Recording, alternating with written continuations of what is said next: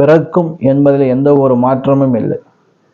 சரி, மேசராசி அன்பர்களுக்கு இந்த தை மாசம் எப்படிப்பட்ட நல்ல வழி பிறக்க போறது அப்படிங்கிறத நம்ம பார்க்கலாமா?